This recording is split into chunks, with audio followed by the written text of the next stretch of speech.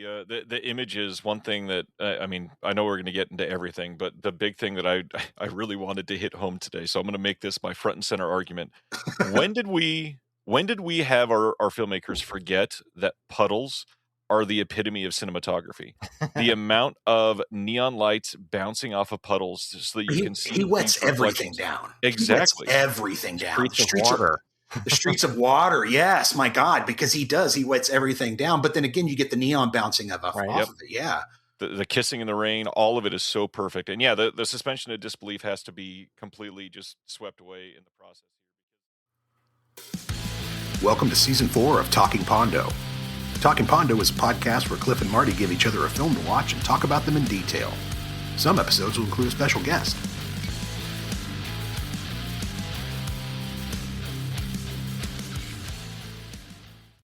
Norman Bates Takes the Money and Runs will not be seen this week, so we may bring you Willem Dafoe wearing black leather bib overalls, already in progress. Boy, if you have a vinyl leather fetish and you are a fan of William Dafoe, this is the episode for you. Apparently, his outfits were fireproof, so he could walk through the sets. I mean, he looked fireproof, to be completely honest with you. He looked like he'd been sprayed with some sort of chemical retardant. And I saw that those overalls went for auction about 10 years ago for about $1,000. So maybe they'll come up again if somebody out there wants to purchase them. I mean, I would not look as good as Willem in them, but if I had them, I would wear them. Right. To set every day. Well, we're back again. It's Talking Pondo. I'm Marty. Hey, I'm Clif. And we're back with 2 more movies this week, and we also have a new guest for us this week. Woohoo! Yeah, today's guest is Ryan Verrill. Did I say your name right? You did, thank you. Good. Fantastic. And he's from Antenna Releasing and Someone's Favorite Productions. So you might be hearing some of the podcasts that we like to listen to are part of his podcast network. And so welcome to the show, Ryan. Could you tell us a little bit about what you do and what you've been up to lately? Sure, happily. I am Ryan Verrill, a big physical media enthusiast. I know this is an audio medium, but for those that are in studio with us, you can see a ton of films behind me. Dude's got like 100 films in view easily. Probably more than that if I was counting. And that's literally just what you can see. I mean, now you moved his camera up and there's even more. They're all it is over the entire. place, there's stacks. I'm about to die. So yeah, that's what got me into this world. A handful of years ago, I started a YouTube channel, and I don't really know how, but it. I won't say the YouTube channel took off. I don't have a ton of subscribers, but my network took off. I started interviewing people in the boutique physical media landscape. I started interviewing some filmmakers. I've had Joe Lynch, Sean Baker, Todd Strauss-Schulson, a bunch of other individuals. Baker? Yeah, I'm proud to call Sean a friend. Wow. Yeah, he's amazing. That's really impressive, man.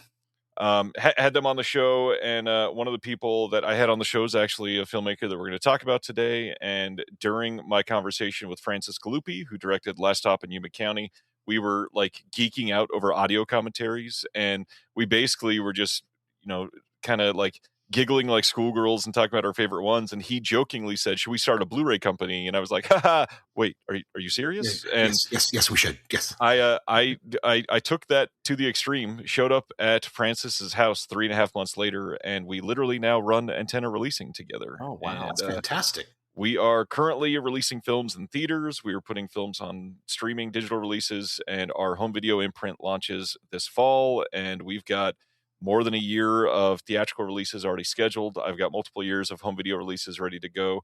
And that is all on top of currently running a podcast network. I publish a physical media and film focused magazine every single month. There's probably more that I guess I should say I run The Disconnected. This is the big physical media account across all social media.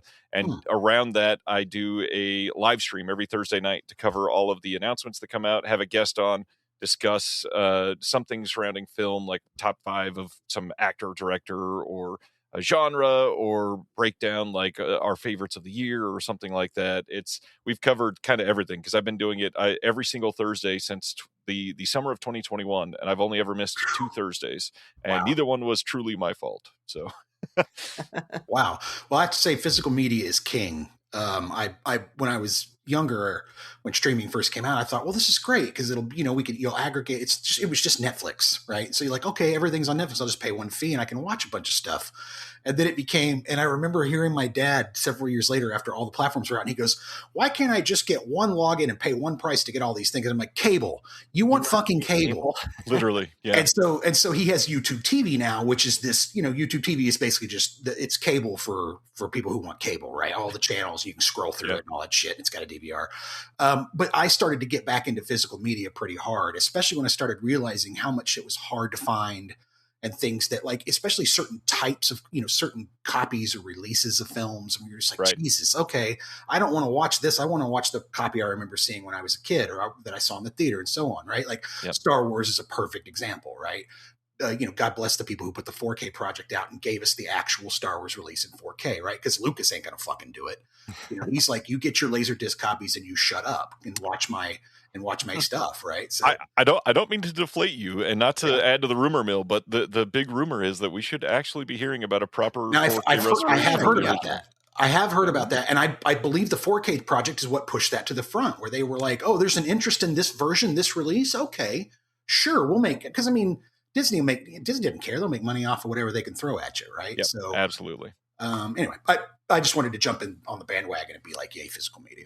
I mean, it's a big deal. One of the two films that we're about to talk about tonight, if you want to watch that movie, you literally have to pay to rent it, or you have to own it on disc or tape or something. And not to be, condescending towards anybody, even if you're streaming it or renting it and you're paying, I think it was $3.99 or something on a couple of the services. Right now, I've got the 4K disc at home, and this disc looks leagues better than anything that you're going to rent or watch online. It looks fucking amazing.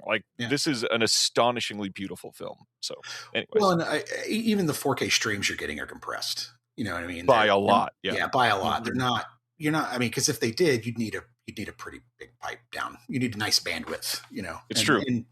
And Netflix isn't going to invest in that. Anyway. I don't call it 4K, I call it faux K. Faux K. Oh, I like that. Okay, faux K. That's cool. Well, cool. Thanks for coming on the program, man. We appreciate it. Honored to be here. Appreciate it. Yeah.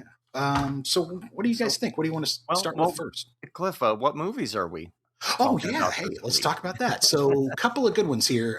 We offered him 3 movies, and he chose Streets of Fire from 1984. And then he gave us Last Stop in Yuma County, which is from 2023. A movie we strangely have that Kevin Bacon connection to.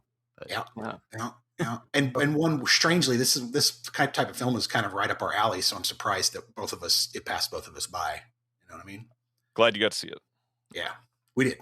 So we got one piece of listener mail.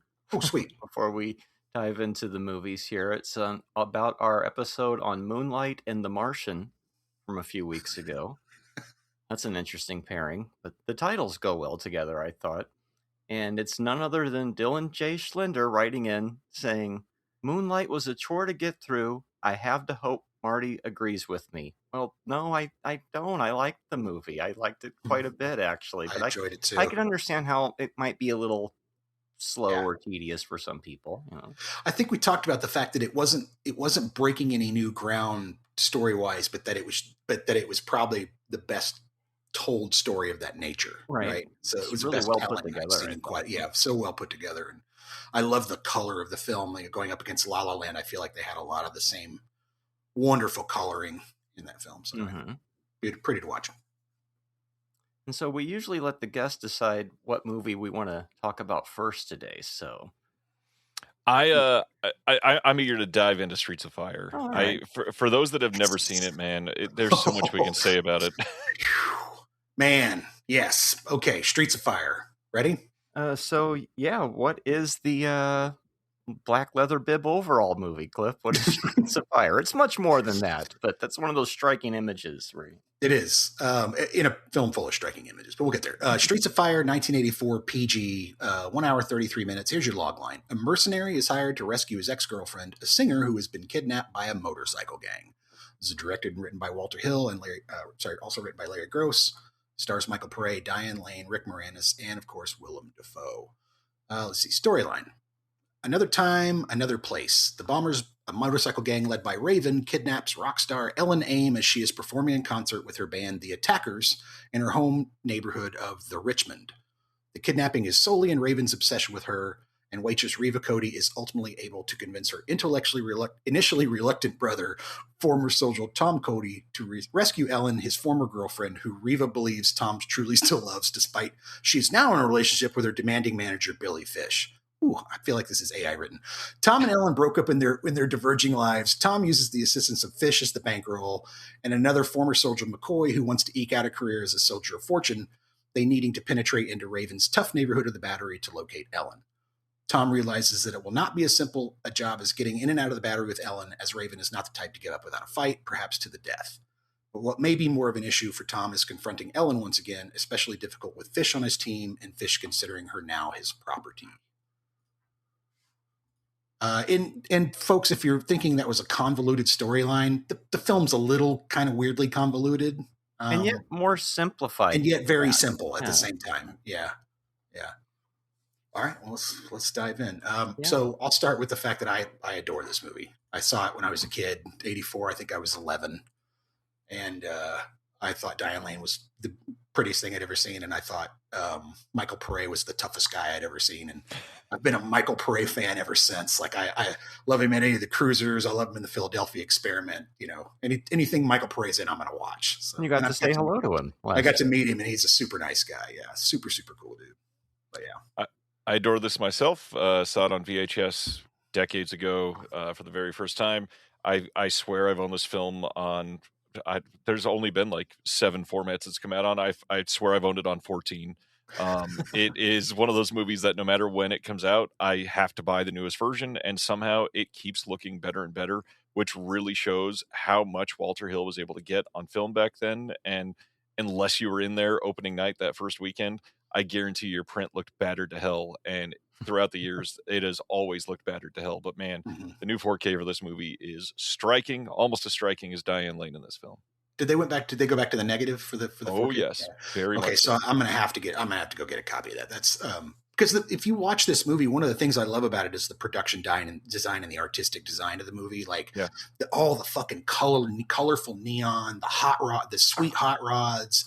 Everybody's dressed in kind of 50s bobby socks, kind of, late 50s clothing, but it feels futuristic. It's that weird pseudo 50s vibe. It's a fairy tale. They tell you right away, another time, another place. Like, this is not, don't take this as reality. This is a rock fable, And if you get that going in and you just let go of any kind of like, I don't know, just buy into it and let go of your suspicion or your what's the suspension of disbelief, right? If you dive into it, I think you're gonna have a good time with this movie. Yeah, this is another one that I thought I had seen, but I was just familiar with the music video because the big hit song. It much like Strange Brew and some of these other movies we've covered lately. It's like, oh shit, I've never really sat down and watched this whole thing. Wow. So that was a fun discovery. And I watched it on the projector, but I watched that non-anamorphic DVD from like the late 90s or what. And it still looked good, but I could imagine it looking a lot crisper with the new transfer. Mm-hmm. Yeah. The images, one thing that I know we're going to get into everything, but the big thing that I really wanted to hit home today, so I'm going to make this my front and center argument. When did we have our filmmakers forget that puddles are the epitome of cinematography? The amount of neon lights bouncing off of puddles so that you can see. He wets everything down. Exactly. He wets everything down. The streets of water. Yes, my God, because he does. He wets everything down. But then again, you get the neon bouncing off of it. Yeah. The kissing in the rain, all of it is so perfect. And yeah, the suspension of disbelief has to be completely just swept away in the process here because it's not meant to be real. It's meant to be a 50s world set in 80s garb, basically. And it is somehow pulled off in the best of ways. And not to mention the bookends of this film are so just astonishingly 80s in the way that the music scene was at that time. It is a world to get lost in. It's the writer who wrote Meatloaf stuff, right? That guy. Yep. He did the opening song, at least the one, "The Edge of the Night" or whatever that song's called. But you can hear his phrasing and his signature sort of lyrical quality in that. Like Meatloaf could easily sing that song and it would fit Meatloaf perfectly. Exactly. But I liked it. I didn't have a problem with that. I mean, you don't get a lot of films where Lee Ving punches Bill Paxton in the fucking face, man. And that's Lee Ving from Fear punching Bill Paxton from Aliens in the fucking face, man. Sorry. It's amazing. I prefer Lee Ving from Clue punching Bill Paxton from Near Dark. But hey, I'll take the Lee Ving anytime I could get it. I'll take Lee Ving from Dudes punching Biscuit in the face, punching Lee Ving from Get Crazy, if you want to go. There we go. That one. There we go.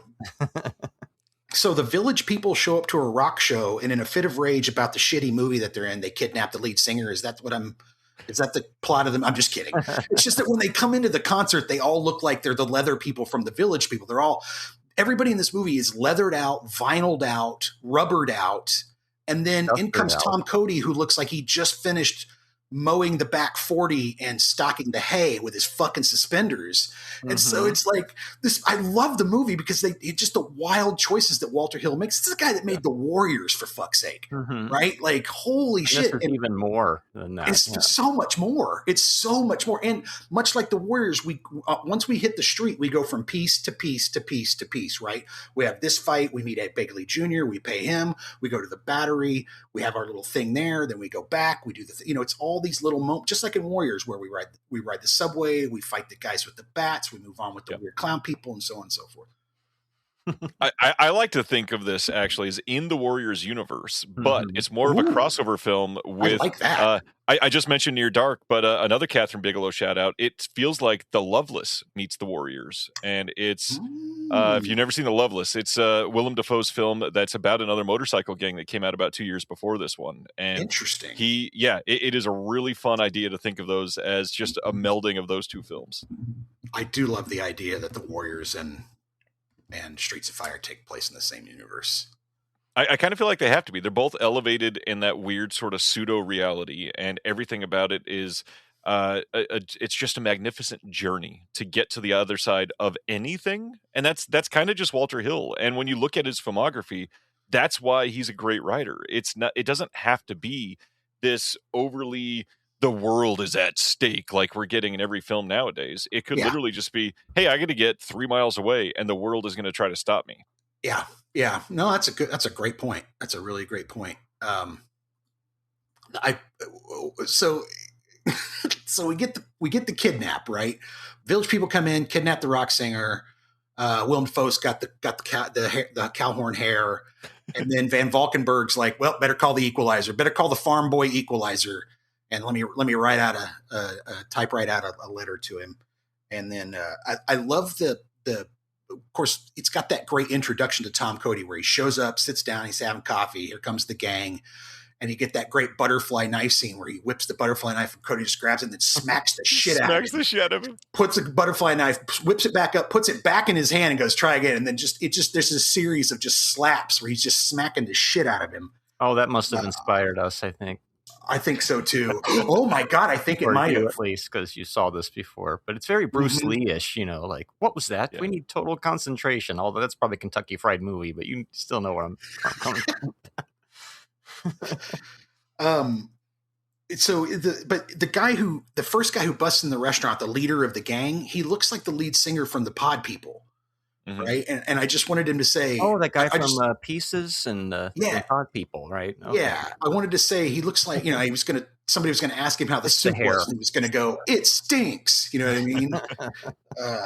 But fuck, I love that. I do love that introduction scene. It's a very cool way to introduce Tom Cody as nobody to mess with. Yeah. And I also liked seeing Deborah Van Valkenburg in the movie because it's like, I thought you would be a big fan. Here at this podcast, all roads keep leading back to Too Close for Comfort. I mean, we were just talking about Point Blank last week, and that composer did the music for Too Close for Comfort. But it was just cool to see her in this movie right from the beginning. And speaking of it being in the same universe as The Warriors, is she the same character years later, or is she related to that other? Good question. That's a great question. Fanfic in your head there. Yeah. It's a great cast. I mean, buried in the four doo-wop guys is Robert Townsend and Kyle. What's his name? I can't remember his last name, but they're top notch actors. They're so good. Yeah. Yeah, Daly showing up and E.G. Daly just randomly showing the fuck up, and then you've got Oscar winner Amy Madigan. Oscar winner Amy Madigan roaming through this friggin' film like a badass. I'm just thinking about weapons the whole time. Like, wow, it's been a long time, 40 years there. Plus Bill Paxton, plus Lee Ving. It's a great cast. It's just a killer cast.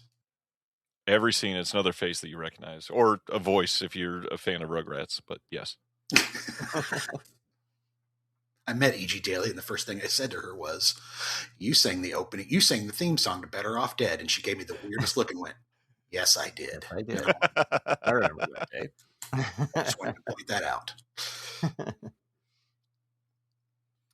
The composer of this movie was Ry Cooder. You might remember him from doing the music for The Border when we covered that movie a few months back. But this is definitely embracing the whole rockabilly aspect where you almost think it's going to turn into another song that you know, but it's just different enough to be an original. Yeah, One Bad Stud is just different enough that you won't get sued over it. But it's just different enough. Well, and Rye did a whole bunch with Walter Hill too. Oh, did he? Okay. Yeah, he did Southern Comfort. I think he did Brewster's Millions. I think he did one or two others as well. Yeah, some of the bigger ones. Brewster's Millions. I forgot Walter Hill. That dude has done so many great movies. We'll have to have a Walter Talking Hill. Yeah, seriously. Did the Cody character give you like a Stallone vibe? Like I could almost picture Sylvester Stallone playing the Michael Paré part in a way because he was lifted out of Cobra. His delivery and that kind of the stilted. I am going to give my line and then I'm going to beat you. I enjoyed it, but I kept thinking I could see like in an alternate universe the Stallone in this. Well, and if I remember right, I think he was meant to be like a new action hero of a trilogy. I ashamedly did not get enough time to dive into to get all my facts straight. But if I remember right, he was meant to be like the Stranger, I think is what they were calling him, or the No-Name Stranger, something like that. And it was meant to be a trilogy, but of course the film did not do well. I'm sure we'll get to that point. But it kind of failed spectacularly and has really only built up acclaim in the decades since because it truly is just an enjoyable time. But I get competition. Yeah, in 84. 84. I mean, this thing had the unfortunate, it was born in 84, right? And 83 to 85 is some of the, cinematically for the 80s, you get some of the great stuff. I mean, this is tough to compete. This thing needed its own little pocket to not compete with, I think, to really capture. It went to home video and it did really well. It went to cable and it did really well. It was I think it was a sleeper hit, a type of movie where there were tons of those in the 80s where they'd bomb in theater, hit the video market, and people would pick them up and realize they were good.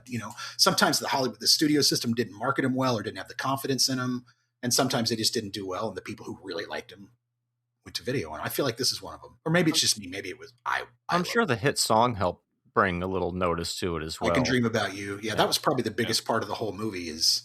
And I remember my mom going, what do you mean he's not black?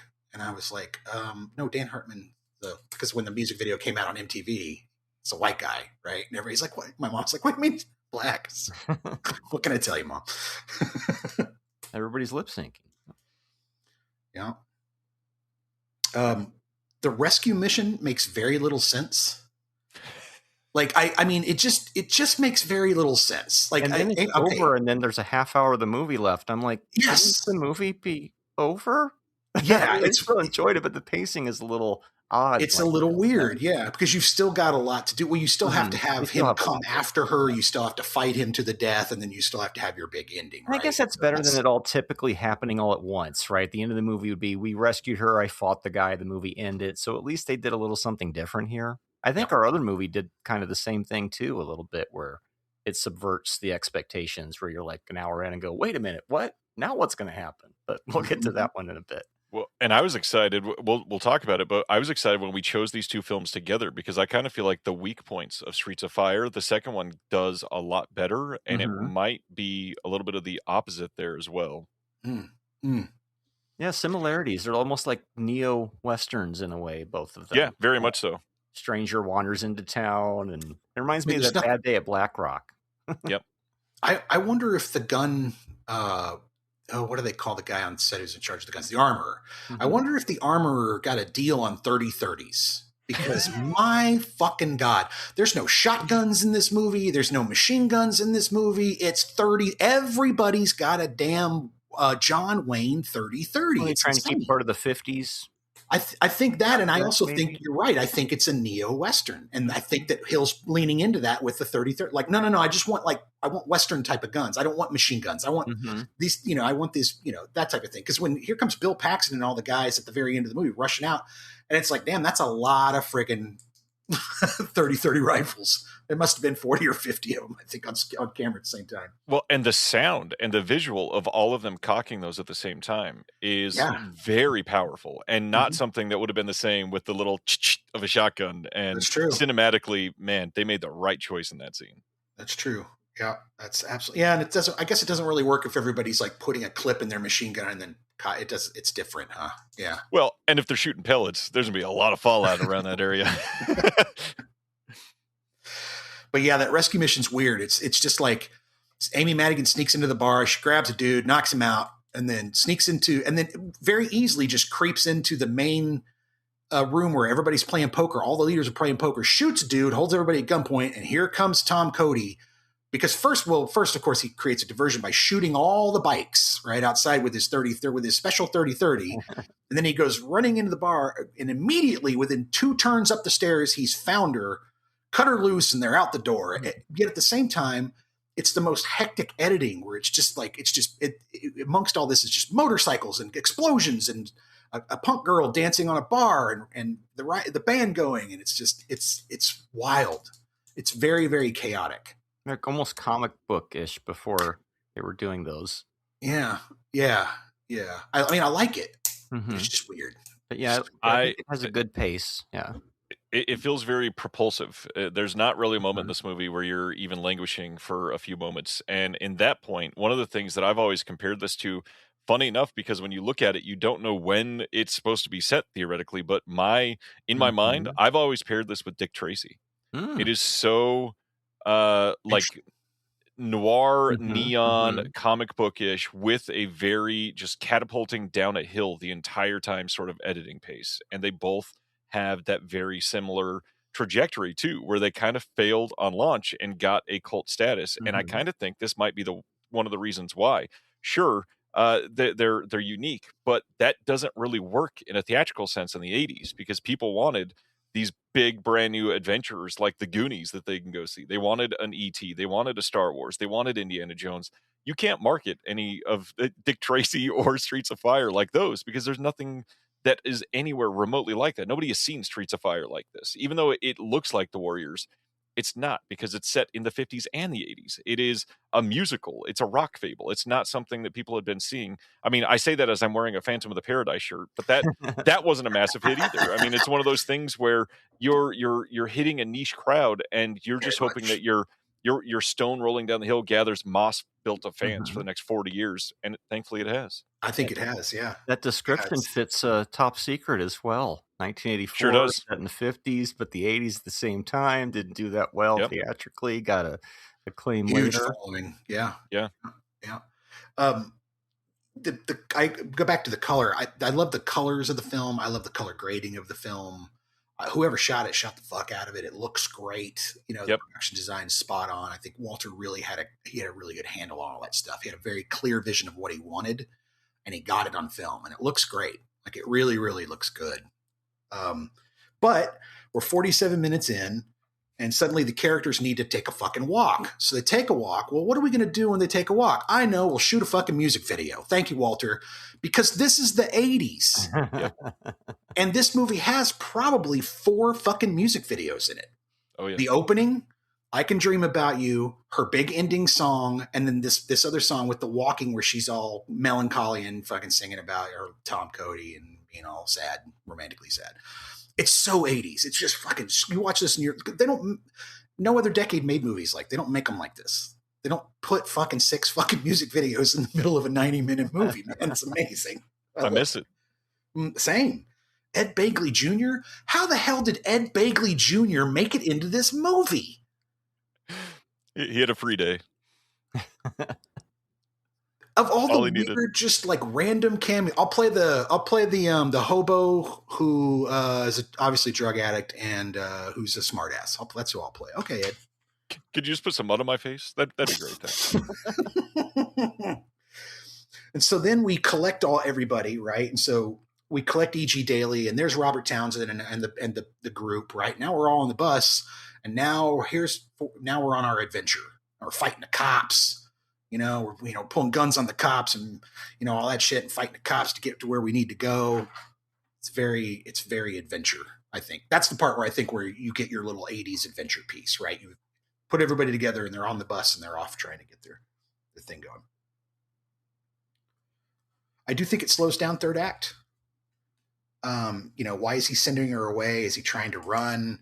It's this weird moment where he sends her away. He gets on the subway, and you're like, where the hell is he going? Is he running away? Is he not? There's a fire. What the hell? Okay. Oh, good. They're going to fight, right? Like, you're like, okay, cool. They're going to fight. Right on. Got to do something to keep it moving. Do you think Walter Hill's referencing the Searchers with the biker gang? Or not the Searchers, but the Marlon Brando movie, with the Wild One? Wild Ones, sorry. The Wild Ones. Feels like maybe there's a little bit of that in there. Yeah, that makes sense, actually. But much like remember Space Truckers, it kind of feels like we wrapped things up, but we got like 15 minutes left. But I enjoy it, but I did think it was, a little strange with that. But pacing, like I said earlier, it probably makes it better, though. Yeah, pacing gets a little weird in that third act, I think. And the odd dialogue throughout, but that's on purpose, right? That's that very comic book-ish, almost comic strip dialogue. Where can you think of another movie where Rick Moranis plays an asshole? I can't think of many movies where he doesn't play somebody who's trying to be funny. So that was a nice change of pace. Yeah, he's great. When I saw him, I knew I hadn't seen the movie before because I'd remember that. Lee Ving gets to punch Bill Paxton and Rick Moranis in the face in this movie. It must be nice to be Lee Ving. And Rick Moranis says, "It's the shits," I think 4 times. It's the shits. I love it. We get that end scene where Willem and everybody shows up and pulling on all their bikes and all that stuff for the big fight, and it's just this sea of leather daddies. There's just so many of them. Where you're that was the original working title, I think. Sea of Leather Daddies. Yeah, that makes sense. And then here comes Tom in his country clothes, fucking slipping off the suspenders because he's the cowboy. He just finished, drilling the back 40, planting the wheat. Now he's got to take care of a fucking weird horn-haired devil dude with vinyl daddy with these fucking overalls. I love this movie. It's so goddamn. He's got to make weight. His weapon of choice is a railroad spike hammer. Yeah, like that's like, and he's like, and that's the other weird thing where he's like, he admits he's not proficient in the weapon. He's just like, I just thought these would be cool to try and kill each other with. Well, and yes, we talked about Michael Paré earlier, but this scene with him is by far the silliest scene to me because, my God, Willem Dafoe is struggling. He is fighting his ass off, and Michael Paré, there's not an ounce of acting in his cheeks in any way at all. I love that great scream Willem gives in the as he comes at him like, oh God, if I saw that face coming at me in a fight, I'd probably shit my pants and run. That is a scary demon face. That's like Green Goblin coming out. Yeah. No, that's a New York City sidewalk face is what that is. Get the fuck Thanks. Away from me. That's what that is. The face only a mother could love. Like and subscribe. Yeah. It's cool. It's stylish. It's very 80s. In the end, the third act's kind of wonky. And it has some trouble till it gets to that big fight finale at the end. And then it really smooths and kind of perfectly closes the door to itself on its way out. Its pacing stays good throughout, even through that third act. You still look up and go, whoa, there's only 10 minutes left. So yeah. Walter's smart. He kept it to 90 minutes. He cut all the fat. I mean, I could probably find a few snips here and there to make, right, if I was being really tough about it. But I mean, I don't think you could get this thing down to 125 or so, maybe 126 at the most. And even then, I think you'd lose a little bit of atmosphere and a little bit of some of the coolness of the movie. He really got the pacing right. There was an R-rated cut originally, apparently. So Oh, maybe I'd love to see there's that. a couple more minutes somewhere. I don't Oh, know. I'm sure he shot. I'm sure when he put this thing together, he He'll probably always had do. 2 hours, 2:30 or something, and then went through and went, all right, we got to cut this down and make it. This is 84, bro. Plus, if you cut them down to 90 minutes, you get the extra run in the theater, right? True. Plus drive-ins. That was still a big thing. Well, that's a good call too. That's a very good call. Yep, I didn't even think about that. But yeah, I mean, I know, having run a theater for almost 7 years, that those shorter movies you get 5 runs. You get a 2-hour movie, you get 4 runs maybe. You get a 90-minute movie, 85-minute movie, you can get those 5 runs. You've got the opportunity across multiple thousands of theaters to make more dollars. And unfortunately, film is a business. Fortunately for Walter Hill, it has always been. Yes. Maybe that's the true art of it, is being able to negotiate the business and still be an artist, right? Yeah. And still be a great artist. Walter Hill and Spielberg and these guys. That's what they did. They figured out how to. And I think also the system's smart enough to know, like, well, these guys are kind of the best of the best, and maybe we should kind of get out of their way a little bit, right? But what do I know? True. What do you think, Marty? You got anything else? That's the name of your upcoming biography. What do I know? Y'all suck, but what do I know? No, I enjoyed it. Very interesting cast. You talk about these Nexus movies where you can Kevin Bacon game connect virtually everybody to it. Here's another one where it's like they were all in a movie together. That's for that alone, you got to check it out. Yep. Yeah. Rick Rossovich is in this movie. This guy's in Top Gun a year later. Oh. As I think he's Iceman's Rio. Okay. I can't remember. I think he is Iceman's Rio in Top Gun. So there's this, like you said, Nexus. These so many excellent actors who did a lot of other stuff in this film. So you can tie it to Top Secret, the Val Kilmer connection there. See, again, two. What is that? 3 stages? What? 2 stages? Well, what do you give it? I give it a 3. 3 out of 5. I got a kick out of it. I feel like if I watch it more, I'm probably gonna find more things to enjoy, and then the rating will probably go up by the time we get to the recap. But yeah. Ryan, what do you think?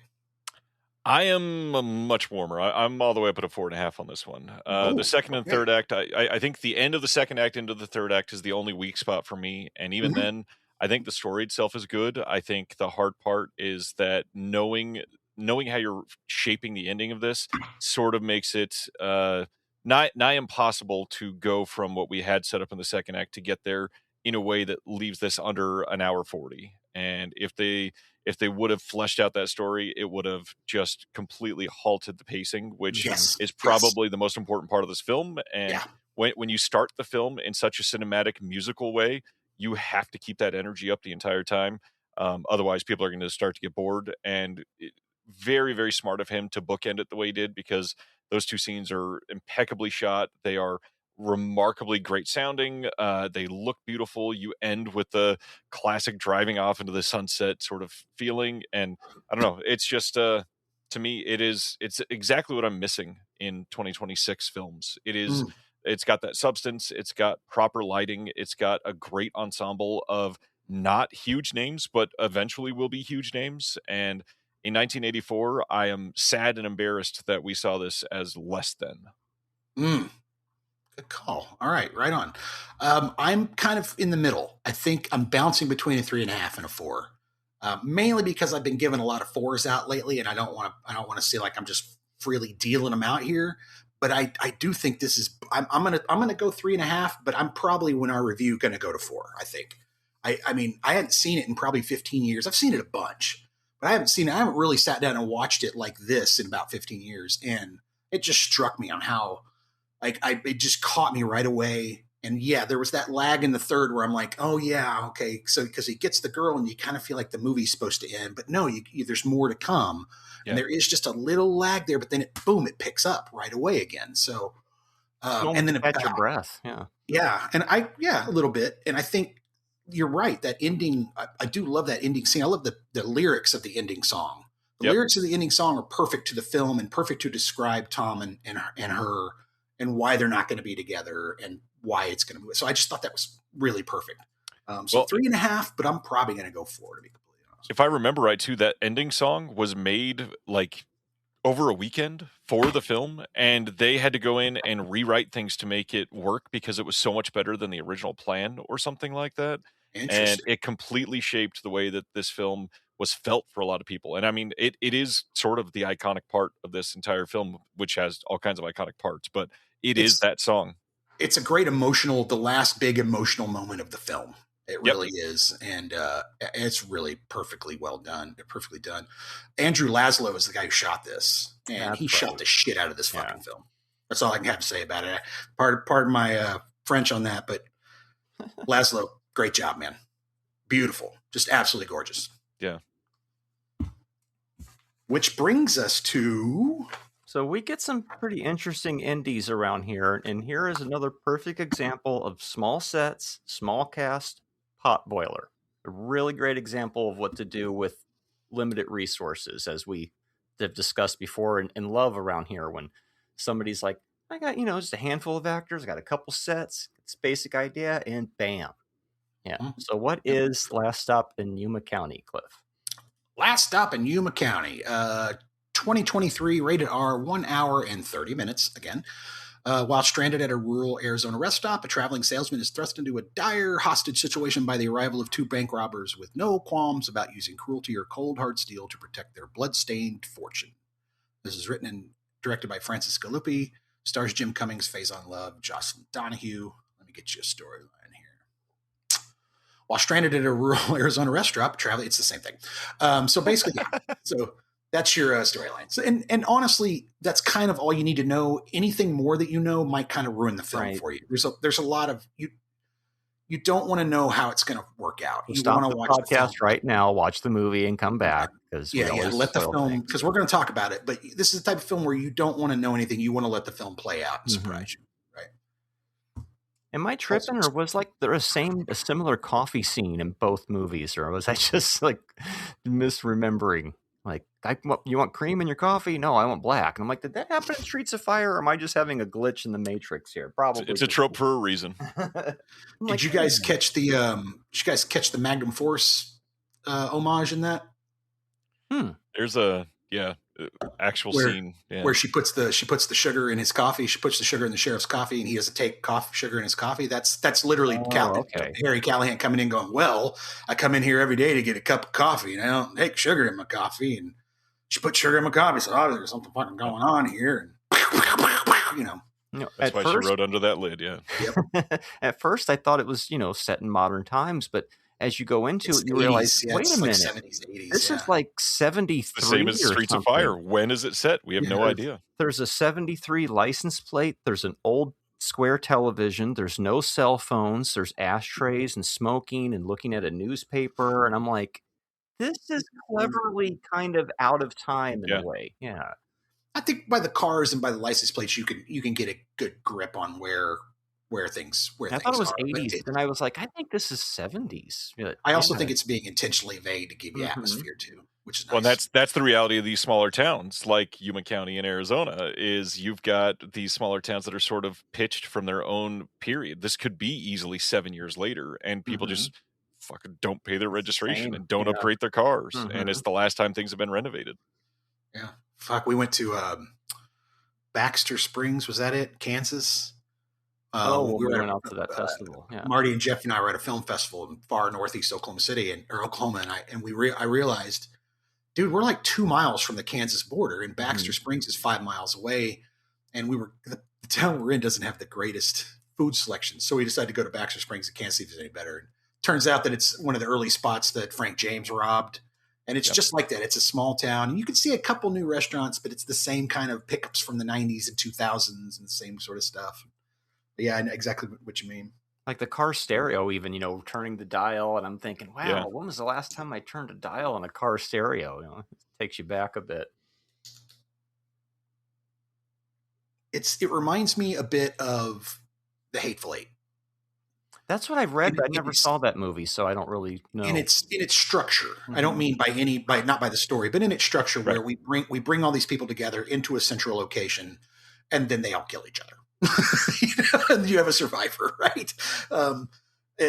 So that part was, I was like, oh, okay, that's very Hateful Eight. That's interesting. And I think this movie, that's what this movie does, is it borrows from a lot of other movies and makes its own movie out of it, right? Mm-hmm. So you get these nods, kind of like Hill doing the motorcycle gang nod, right? You get these nods all throughout the film, which I really enjoyed. Well, but not to where it felt like it was unoriginal. The survivor, I thought I'm like, oh, that guy's going to get killed first. He's the red shirt, right? He's the deputies, like, and Barbara Crampton are the only two people left alive at the end of the movie. I'm like, no, movie, you tricked me, because I thought that guy was a goner, man. In any other movie, he would have been the first to go usually. So I like how they flipped that.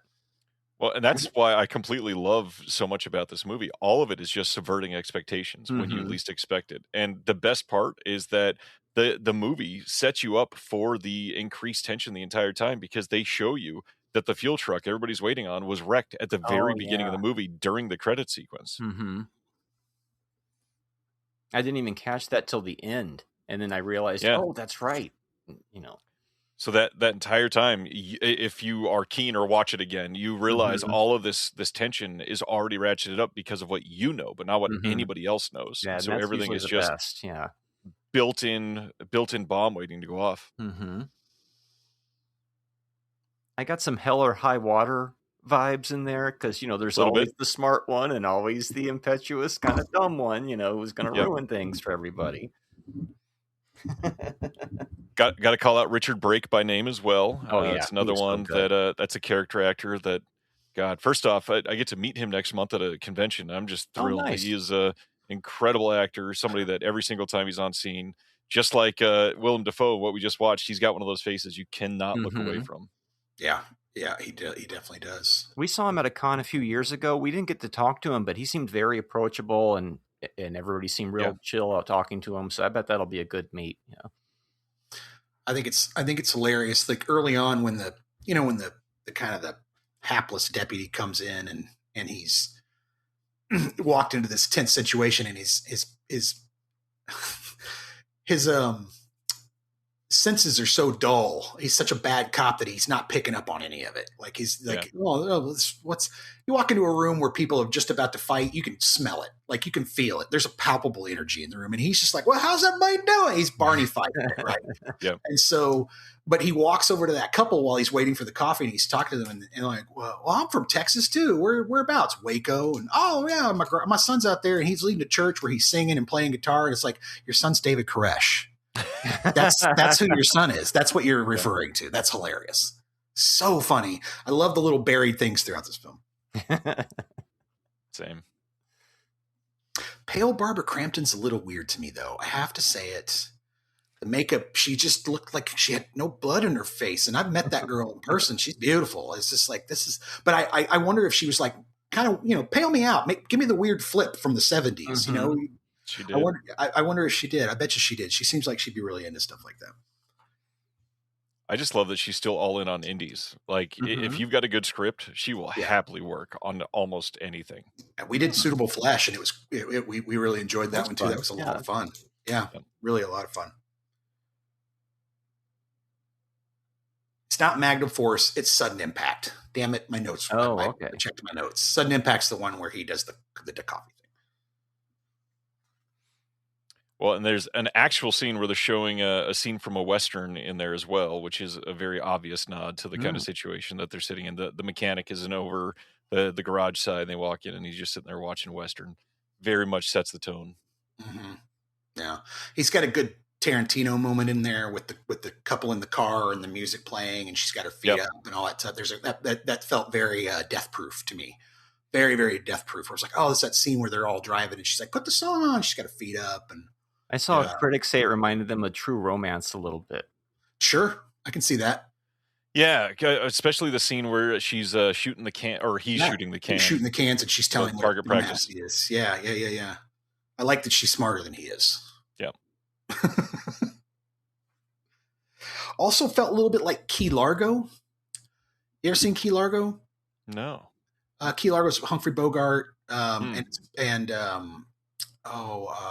Martin Balsam. I think Balsam, and then there's also Edward G. Robinson. Edward G. Robinson, thank you. Yeah. So they basically, Edward G. Robinson is a bad guy. there's a drifter, there's a girl who runs the hotel, there's a family who runs the hotel. They all get caught up. It's in Florida in the Keys. And they all get caught up in a hurricane. They all have to stay in the hotel together, right? He's hiding from the cops. And, why am I struggling so much? This is freaking weird.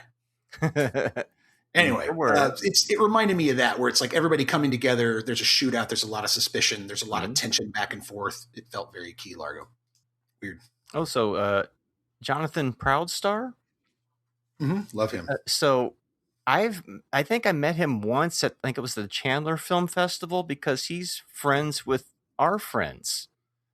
Because he's worked with a local, I think, people who have been in our movies, and he's a local guy here in Tucson. I see him at the bookstore I work at from time to time. I'm actually have to go up to him and talk to him again and be like, "Hey, shit, I should talk to you some more, man, because you know this person, and I know him too." So it was kind of cool. But he's great in this movie. Show up in the movie. Yeah, he's real good. It's like, oh, look, that's awesome. I love seeing, somebody Tucson getting out there and doing stuff, Yeah. It's awesome. Yeah. I can't remember seeing Faison Love in another dramatic role. Usually he's true. Usually he's a comedic actor. He did a great job. I thought he did a really, really good job. He's almost unrecognizable. Yeah. Mm-hmm. I didn't see Big Worm, I wasn't thinking about Friday. That's exactly it. Where it's Big Worm, and he's a funny dude. I've been watching him for forever. I mean, he's been around in movies and on the comedy scene forever. I didn't expect him to be that good in a dramatic role. He was fantastic. So you run a company with the director of this film, so you probably have a little more insight on this movie, I'm guessing.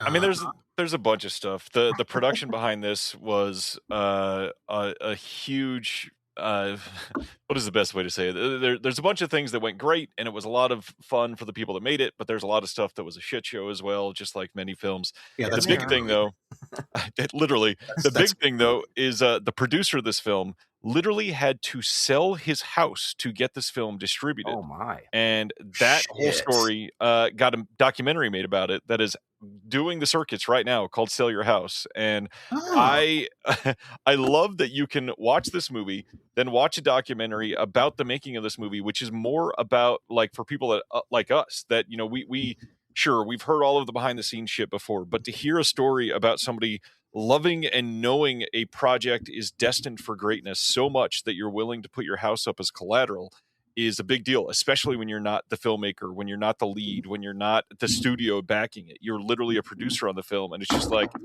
fuck it, we got to get this movie out there, and here's how we're going to do it. And that's a big deal to me.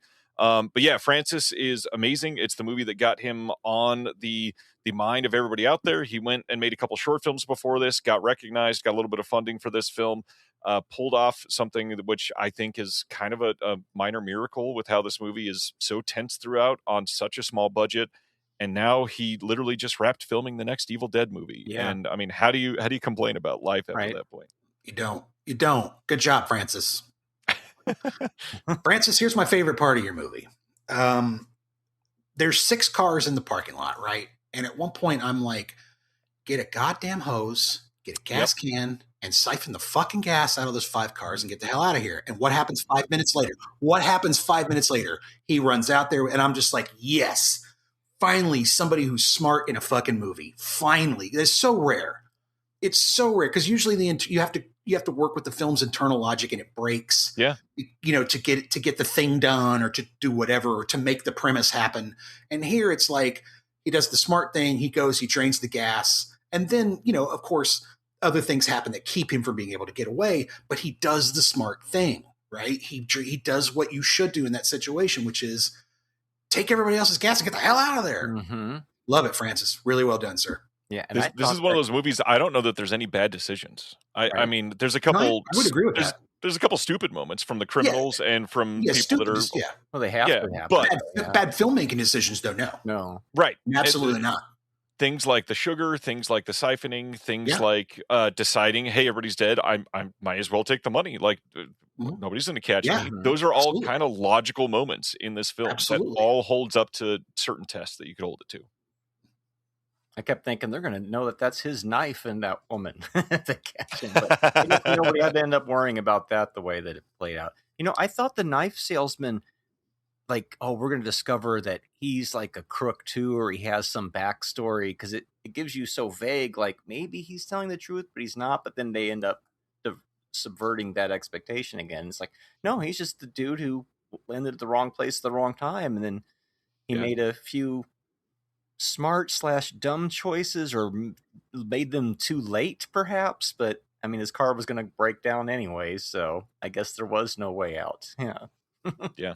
But it's interesting. Well, he's got two choices, right? He's there's a moment where he can step across the line, and at that point he's the suspect, or he can stay where he is. Wait, he knows that eventually somebody's going to probably show up, or he can take the gas and drive somewhere without the money, and he's fine. But it's the money. He takes the money, steps across the line, and that's when fate gets him. And he killed two people. So, yeah, he did. He did. Now the girl was going to kill him, so I don't feel bad about that at all. Like, you know. But then the whoops! Oh no, the sheriff. Yeah. It's like, oh, that's good. We're getting dark here, and then the cop showing up and having the moment, finding his wife dead, and I'm like, damn, this movie's like, where's the tone going? And then the next thing you know, he's screaming, "You killed my wife!" and boom, and I'm like, I didn't mean to. But kind of giggle a little bit because of the almost silly nature of it. It's very satisfying, but at the same time, you're getting kind of that, okay, don't. It's like the other movie. It's not meant to be taken completely serious. You're supposed to be on a ride here a bit. So it's kind of like, okay, I see what you're doing. It's almost odd levity, or, dark humor in a way. I wanted him to get away with it. I didn't like the fact that he blew himself up or caught himself on fire or whatever. I wanted him to get away with it. That's that bad money, right? You steal the money, like in Psycho. He can't. He can't. Once you cross the line, you have to you have to be dealt your proper justice. And then they say that guy reminds them of Norman Bates. And it's funny because we just watched Psycho a few weeks ago, and that's about stealing the money and running. But in this movie, Norman Bates takes the money and run. Sort of. Go on, take the money and run, Norman. Of course, the fuel truck that they're all waiting on is what ends up being the capper to the story, which is also just perfect. Crampton made some great faces in this film. Oh yeah. She just really went for it's like, I'm going to ham this shit up. And she did. And it was great. It was really, really great. Perfect choice. I really enjoyed it. I like the cars too. That red car with the curved back window. You don't see a lot of those. Yep. That type of glass doesn't get made anymore. That type of glass is very hard to make. Car companies wouldn't even really bother with it nowadays. And if they do, it'd just be a windshield. But that beautiful back curve, I think it was a Pontiac, either Le Mans maybe, or it was gorgeous. I really like those cars. That Toyota Corolla was fantastic. They were just really, they looked the part. I thought it was awesome. Have you ever been to Yuma? Not only have I been to Yuma, I've slept in Yuma many, many, many times. Oh, okay. Yeah, I've been through there before, so yeah. to peek behind my curtain, I'm from a family of railroaders. I was a railroader for years as well, and Yuma is a big station spot for Union Pacific. Like you worked for the railroad? I was a conductor on the railroad for years. Yeah. No shit. Yes, sir. Okay. All right. Interesting. Yeah. My dad was an engineer. My grandfather was an engineer. My uncle was a trainman. Yeah, I've got probably 7 or 8 all relatives. My grandfather was a union president for like 34 years. Wow. Okay. Good deal. My dad worked for Amtrak. That was the last thing he did. Was he worked scheduling. He was IT and backward stuff for scheduling and things like that. Yeah. And they took good care of him. Yeah. I'd love to see more passenger trains in the country. You know what I mean? I'd love to see people have the ability to get around by train. Like, they're showing a big soccer match in Australia, and there's no parking lot around the stadium. There is, but it's not like in America when you go to a football game. It's 12 miles because the trains drop you off a quarter of a mile away. There's a station close enough for walking distance, so everybody just takes the train and walks. Like, why aren't we doing that? It's silly. Well, because we're a car culture and Americans, Well, we're owned by billionaires, and that means they need to keep making that money. So trains do not do that for them. Don't listen to that, government. It's not true. We love you.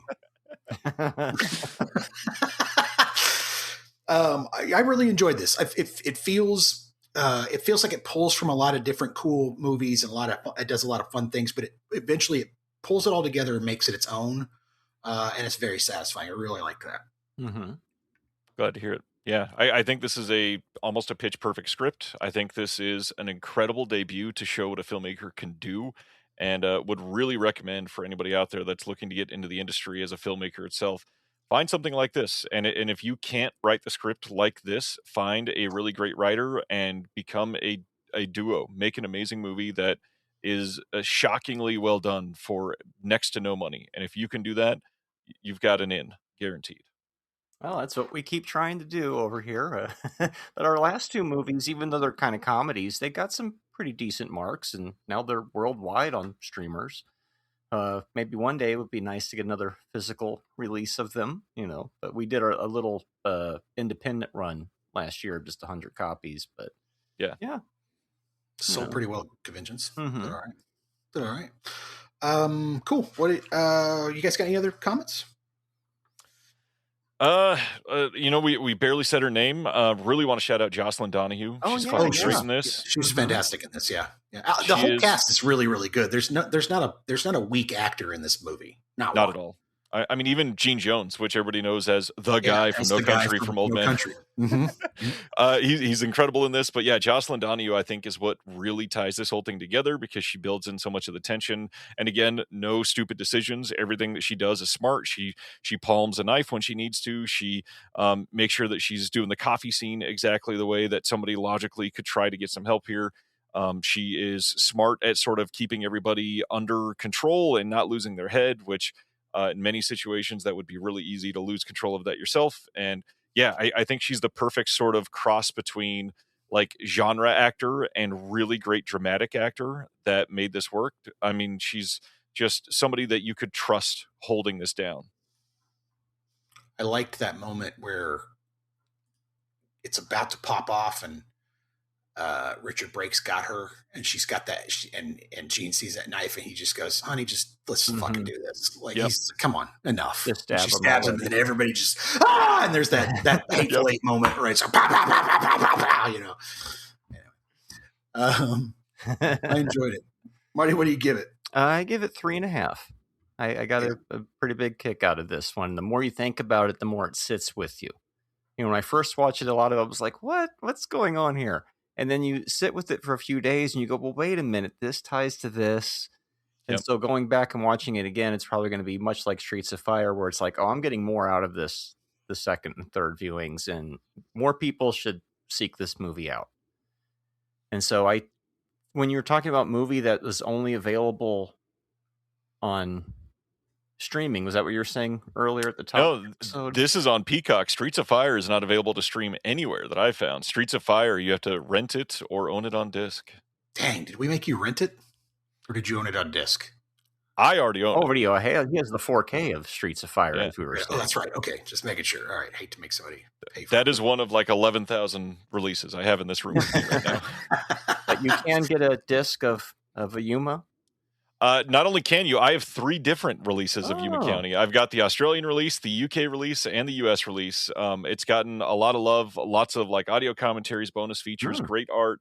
I'm very excited to see his Evil Dead Wrath and get to work on him on a daily basis. I will say, as somebody, I don't know how to say this without sounding like privileged or condescending. I'm not normally this person. This is the only time in my life I could say something cool like this. As somebody who was on set for a full day of Evil Dead Wrath, people are going to love that movie. Wow. And it's a one set in the 70s as well, right? It's supposed to be. It is, yeah. I was hoping to need to keep that as a secret for a long time. Then, like a week after I got back from New Zealand, they were like, "Hey, it's set in the 70s." Like, okay, I guess we're announcing that. Good job. But yeah, the practical effects in Evil Dead Wrath are going to blow some people away, which is one of the biggest things for me. The Evil Dead Burn was a big disappointment for me. The CGI in the third act is atrocious, and man, Evil Dead Wrath. Mixed, I don't know yet. Yeah. It's if you like the new French Extremity movement, you're probably really going to like the movie. And I love that movement. It just didn't work for me. I felt like it was Evil Dead plus New French Extremity, but minus like the political unrest that made that era important.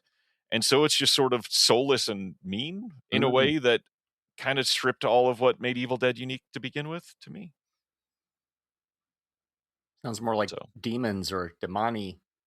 where it's just, we're just ripping people apart for an hour and a half, and there's no Kinda, lunkhead who manages to defeat everything. That, and I guess they're really leaning into like a domestic violence is bad storyline, which obviously it is, and we should all be against that. But it's not even a metaphor; it's screaming at your face for an hour. So, well, there's nothing I love more than a horror movie that preaches at me. Well, they all have for decades, so I have no problem with that necessarily. But when you can't do it through artistic means, and you have to use really shitty CGI to look like a Terminator ripoff at the end, oh my, I'm not about that life. So I'll just say, seek out the Tiny Tim classic Blood Harvest. You have the poster behind you. Yes, Blood Harvest is great. Yeah. Please. I discovered that on Joe Bob's show a few years back. Nice. Oh man, what a wild movie. Yeah. So Ryan, what do you give it? I am all in on a 4. If we're going quarter stars, I'd probably go up to about a 4 1/4 on this one. It's not much that I could really say I'd fault it for. It's just you can feel that it's a bit quaint, and I think if anything, that is more of a feature than a bug for this film. And it wasn't setting out to be a 5-star classic masterpiece. It was basically a proof of ability, and Francis nailed that. Yeah, I agree. Yeah, it's like I mentioned, he's pulling a lot of thoughts and ideas from a lot of other movies to make this work, but he makes them his own, which I think is the mark of a true filmmaker, right? Where it doesn't feel like you've just picked an element up from a film and dropped it into your film, but you've taken the element and turned it on its head. It kind of made it your own thing. He does a really good job of that. Like you said, for a proof, it's really well done. You can tell it's low budget, but it's high concept and really well made. So, and again, he's not trying to break any new ground with his story. He's just trying to tell a really good, tense story, and he does a really good job of that. So I'm gonna go 3.5, and I'm probably honestly again gonna go 4. I'm just reluctant to give 4s because I keep giving them out lately. But maybe in review I'll just be like, fuck it. Right. But 3.5 is real strong for me. That's where I'm going to watch it again. If I get to 3 or 3.5 or 4, that's 4 and above is like cinematic, where we're starting to talk about masterpieces and like really that type of thing. So 3.5 I think is strong. I'd watch this movie again in a heartbeat. Put it on. Go ahead. Yeah. It's easy to. It's written in a way that you get sucked in. It's very much like if this was on TBS in 2004, everybody would say this is one of their top 10 favorite movies of all time. I agree with that. Yeah, there's more people need to see it. They just need to be aware of it. And hopefully we'll shed a little light on it here. Yeah. Yeah, I mean, I think probably 12, 15 people will hear this and probably go watch it. Oh, I don't know. We've been getting some larger numbers lately. Kidding. We have been getting larger numbers. Just making a joke. Thank you, dear listener. We love you. Well, Brian, thanks so much for coming on the show. Yeah. Appreciate it. He was about to ask you if you had anything you wanted to plug. That's right. Too many things to plug, obviously. Like I said, I release a magazine every month. You can check that one out. Our newest issue has Eraserhead on the cover. David Lynch, wonderful commissioned art. That comes out everywhere on Amazon, literally worldwide, also on sale in stores in 4 different countries. I've got a podcast network you can check out at someone'sfavoriteproductions.com. On that website, you can find all of the shows on the network, plus all of the physical media releases that we help produce around the world. But probably the biggest thing that I think your audience would appreciate is coming in late August into early September. We are over at Antenna Releasing doing a big, wide U.S. roadshow release of the documentary by Mark Pellington called This Is Buzz. Mark Pellington is the one that championed and made the show Buzz on MTV back in 1990. Ran for 13 episodes and was promptly canceled because it was expensive and politically divisive in a way that was a little ahead of its time. Mark went on, of course, to sort of pioneer the music video market in the mid-90s, and then made Arlington Road and Mothman Prophecies and all kinds of other things that would shape pop culture for years. And he came back with a documentary about how Buzz was so ahead of its time and pop culture relevant. We're taking this thing on the road with Pellington, with giant musicians coming out to moderate Q&As, people that will surprise the shit out of you. And your audience, my audience, are kind of the core demographics, people that were somewhere between 13 and 25 in 1990, people that are, reminiscent on these pre-AI times, these very cultured and textured times that we had before everything feels like it suddenly just went off into like this millennial gray painted background of hellscape that we've got behind us. And Yeah, it's a really fun documentary with a lot of faces that you'll recognize, and it'll be a great time. We're doing a free screening, very early screening, July 25th in LA at Beyond the Streets. It's going to be a great event. Matt Pinfield is DJing the entire day. It's a big 10-hour event, immersive experience. We're going to be doing one in Kansas City that we've not announced yet. That's going to be a big immersive thing. We've got this 250-seat theater that Pellington's going to be coming to, doing this full wraparound experience that's going to be wild. But yeah, you'll be able to see this documentary all over the place. It'll eventually be on VOD, and I mean, I'm the physical media guy. It's coming to disc eventually. It's coming to disc. Yeah, right on. Yeah, cool. All right, Nintendo releasing This Is Buzz. Yep. Sweet. Right on. Marty, you want to get out of here on a quote? Sure. Okay. Look, Cody, you sound pretty dumb, but nobody's that dumb.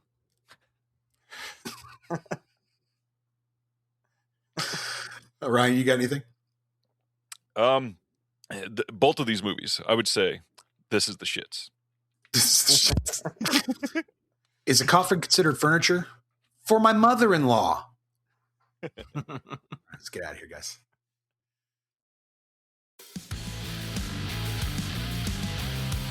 Don't miss an episode. Make sure you subscribe to the YouTube channel, give us a 5-star rating on Apple Podcasts, and keep listening to the show on the app of your choice. Do it now.